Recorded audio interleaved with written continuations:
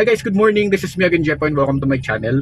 For today's video guys, pupunta ko ng San Andres Port o sa Calulbon kasi pupunta tayo ng Tabaco. Actually, meron akong papagawa kay Boss Jeff at kailangan kasi sa Legazpi siya gawin. So ngayon, pupunta muna tayo ng Tabaco. And then, from Tabaco, ibang na naman yun, ibang vlog. So guys, tara, samahan nyo ako guys. Let's go!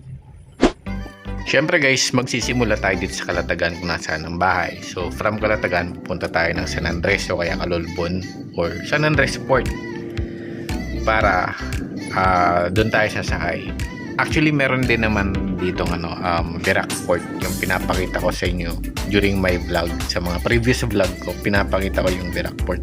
So nga lang, mas prefer ko talagang sumakay sa San Andres Port kasi doon tanaw mo na yung mayon, and then at the same time ayoko kasi dito sa Virac Port kasi dadaanan yung Taguntong Point, yung sobrang maalon na parte, tsaka hahalukayin talaga yung tiyan mo dun. Kaya walang mintis pag halimbawa nagbivirak ako, walang mintis na hindi ako susuka. Though pag dito naman kasi sa San Andres Port, hindi masyado na nako-contain pa naman kahit pa paano. So ayun na, nandito na tayo sa Bigaan na ata to. So mula Calatagan, alam ko pa yung ibang lugar, yung tulad nito Bigaa, tapos pagkatapos ng Bigaa, Santo Domingo na ata kung hindi ako nagkakamali. Hindi kasi ako gala. Tapos pagkatapos ng Santo Domingo, hindi ko na alam kung saan na yun. Alam ko, pero hindi ko alam kung saan magsisimula at hanggang saan siya matatapos. So, basta ganito na lang gagawin ko guys. Kung halimbawa madaanan natin yung mga lugar-lugar ng mga nanonood, kayo na lang magbahala kayo nang bahala mag shoutout sa sarili yung bahay. So yun nga guys, pupunta ako ng Tabaco pala para ipayos natin yung windshield. Papayusin ko na yung windshield or ipapalitan ko na kasi matagal ko na kasi talagang balak ipaayos yung windshield. Kaso nga lang, hindi tayo nagkakaroon ng time. Actually, pwede naman daw sanang idala dito, or pa-deliver dito yung windshield. Kaso nga lang, nakakatakot kasi walang nagawa talaga ng windshield dito. So pwedeng ipadala or i-order yung windshield sa Legazpi pero ipapadala dito. Pero yung risk na baka mabasag, and pag ginagawa na nung gagawa, which is hindi naman talaga sila nagawa nun, baka mabasag, edi mas lalong mapapadoble tayo. Kaya tapos yun nga, na-found out ko pa na ang gumagawa pala ng windshield dito is yung gumawa din ng mga salamin dito sa bahay, which is sasabihin ko no talaga. No, kasi meron akong bad experience from them. Kaya sabi ko ay hindi na lang pala, negative. Kaya ayun, so, pupunta na lang ako ng Legazpi, and tamang-tama kasi meron din pala ako ipapacheck sa Legazpi. Siguro kung hindi nagkaroon ng check engine si Boss Jeff, siguro hindi ako pupunta ng Legazpi.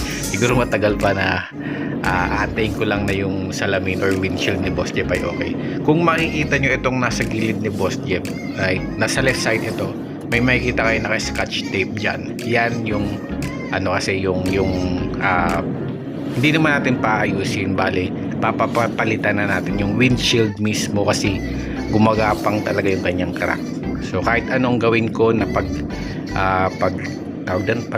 paste, hindi naman pag paste, yung nilalagay na glue, yung makikita mo sa mga videos sa mga sa Shopee, yung mga DIY, hindi na talaga siya kaya. So kailangan na talaga siyang papalitan, and habang tumatagal, pag ginagamit ko siya, lalo na sa may vibrate na daan, ayun, gumagapang siya, lumalaki ng lumalaki. Good thing naman meron siyang tints dito sa loob, kaya hindi siya yung, alam mo yung pag nabasag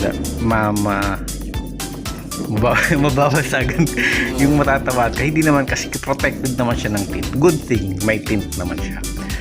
And ayun, hindi ko alam kung nasa na tayo, baka Santo Domingo na ata to.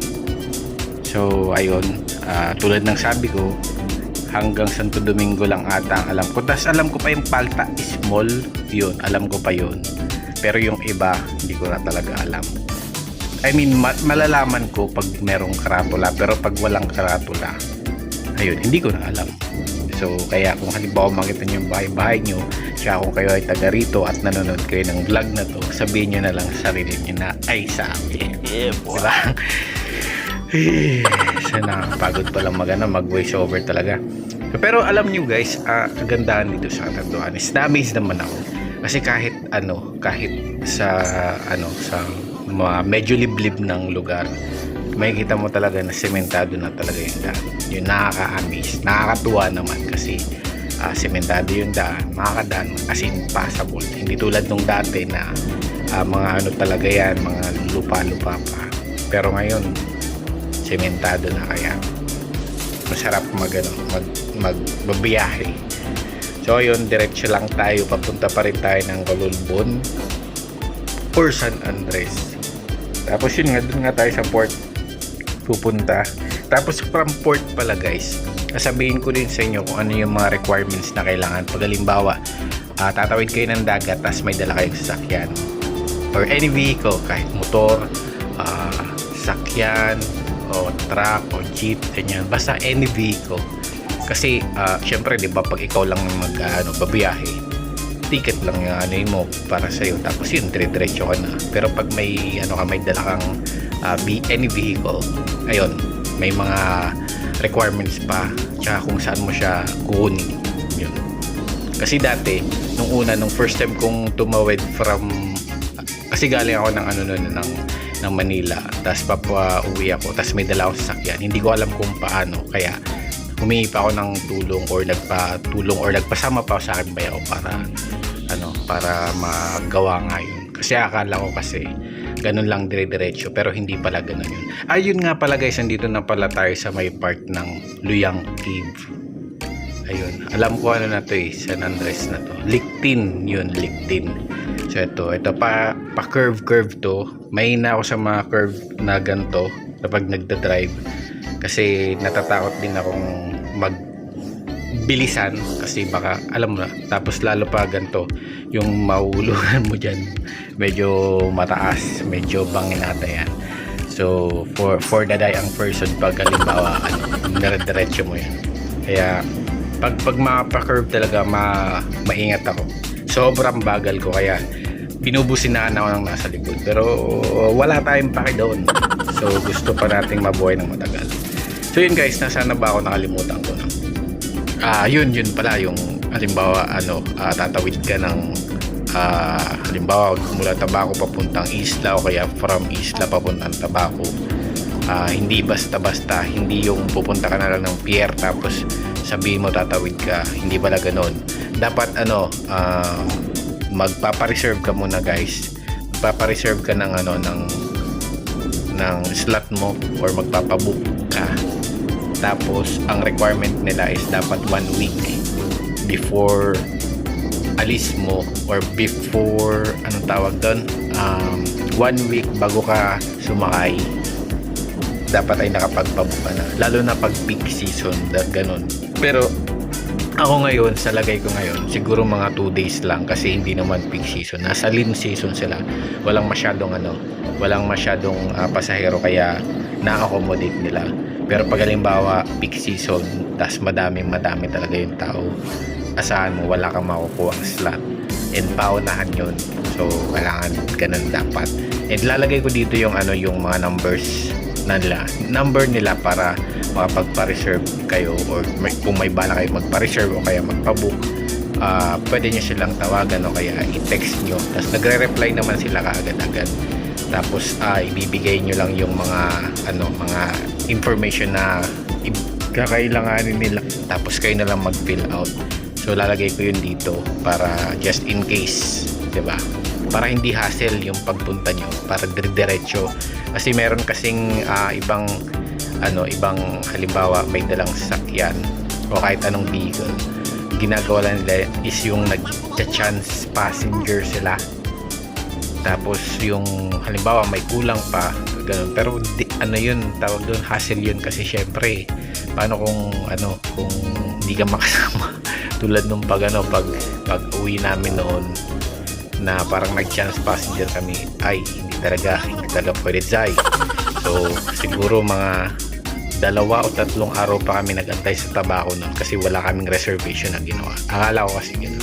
So, dito na nga pala tayo guys sa San Andres proper na ata to. So, ayun. So, nasa loob na tayo. So, konting kembot na lang nandito na tayo sa port. And, ano ko pala dito, palatandaan ko, pag nadaanan ko na yung simbahan, o kaya yung plaza, didiretso pa ako. Tulad nito, ito yung simbahan. Didiretso pa ako ng isang block. Yan, tulad nito. Isang block, tapos saka ako turn left. Kasi lagi ako naliligaw dito. So this time hindi. Tsaka yun, merong signage papuntang port or San Andres Port. So yun, may signage din sa San Andres Port, diretso, pero liligaw ako dito. Kasi hindi ko pa natatry doon. So, dito tayo sa Subukma. So, eto na. Nandito na tayo. Ito na yung plaza. Plaza ba ng San Andres to? Correct me if I am wrong. Wow. So, eto na tayo. Nandito na tayo sa San Andres Port. And then, ipapakita ko naman sa inyo guys yung sunod-sunod na dapat gawin pag halimbawa, lalakarin mo na yung mga papel na kakailanganin.